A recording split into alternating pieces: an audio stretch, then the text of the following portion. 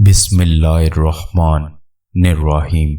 شروع اللہ کے نام سے جو بڑا مہربان نہایت رحم والا ہے۔ جنات کا وجود۔ عقلی طور پر یہ کہنا کہ چونکہ جنات اور شیاطین ہمیں نظر نہیں آتے اس لیے ہم ان کا وجود نہیں مانتے، یہی بات ہی خلاف عقل ہے، کیونکہ دنیا میں کتنی ہی ایسی باتیں ہیں جو ہمیں نظر تو نہیں آتی مگر اس سب کو لوگ تسلیم کرتے ہیں۔ مثال کے طور پر کسی انسان کا درد میں مبتلا ہونا کسی دوسرے شخص کو نظر تو نہیں آ سکتا ماں سوائے اس کے کہ خود درد میں مبتلا شخص اس کا ذکر کرے۔ ایک اور مثال کہ پھول تو نظر آتا ہے مگر اس کی خوشبو نظر نہیں آتی، اس کی خوشبو کو صرف سونگھنے سے معلوم ہوتا ہے کہ اس میں خوشبو موجود ہے۔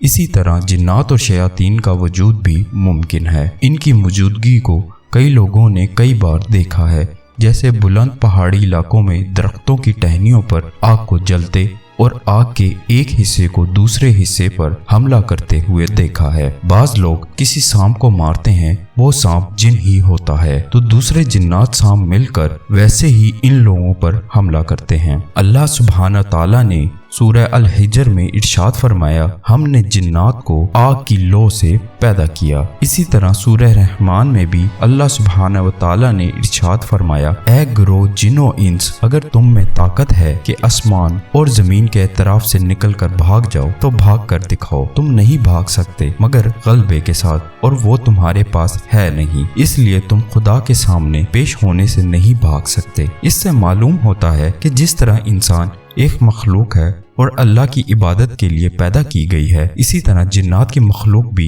عبادت کے لیے پیدا کی گئی ہے۔ البتہ یہ اللہ تعالیٰ کی حکمت ہے کہ اس دنیا میں جنات و شیاطین کو انسان کے سامنے پوشیدہ رکھا گیا ہے۔ اگرچہ جنات کی تعداد قرآن کریم کے فرمان کے مطابق انسانوں کے مقابلے میں بہت زیادہ ہے۔ جب انسان اور جنات جنت میں جائیں گے تو انسان جنات کو دیکھ سکیں گے مگر جنات انسانوں کو نہیں دیکھ سکیں گے۔ یہی انسان کے اشرف المخلوقات ہونے کی بھی دلیل ہے۔ ایک جن ہوتا ہے اور ایک جان ہوتا ہے۔ جان کو جنات کا باپ یعنی بو الجن کہتے ہیں۔ جن کو جن اس لیے بھی کہتے ہیں کیونکہ وہ چھپ کر رہتا ہے اور آنکھوں سے اوجھل رہتا ہے، اور شیاطین جنات کی وہ قسم ہے جو خدا کے نافرمان ہیں اور یہ ابلیس کی اولاد میں سے ہیں۔ جنات کے کئی درجات ہوتے ہیں۔ جب صرف جن لفظ کا استعمال کریں گے تو اس سے صرف جن ہی مراد ہوگا۔ اگر اس میں جن کا ذکر کریں گے جو انسان کے ساتھ سکونت رکھتے ہیں تو عامر کا لفظ استعمال کریں گے۔ اگر سامنے آ جانے والے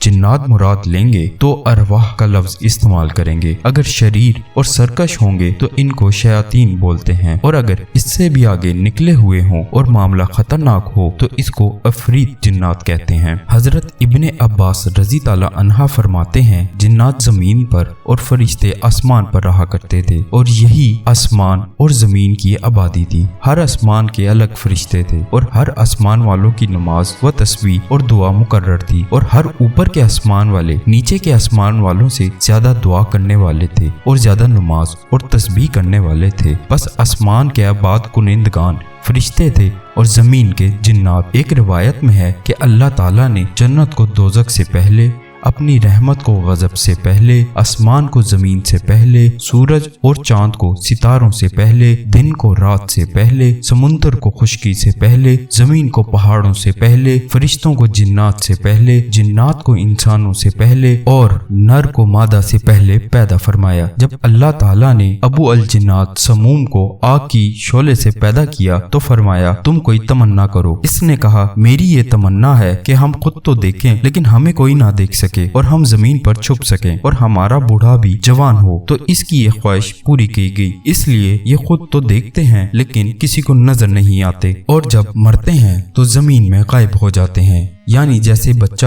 اپنی آخری عمر تک پہنچ جاتا ہے تو اسی طرح سے اس کا بوڑھا جوان ہو کر مرتا ہے۔ اسی طرح کی اور ویڈیو اور جنات کے بارے میں جاننے کے لیے ہمیں اپنی رائے سے آگاہ کریں، اور اگر آپ کو یہ ویڈیو پسند آئی ہے تو ہمارے چینل کو لائک اور سبسکرائب ضرور کیجیے۔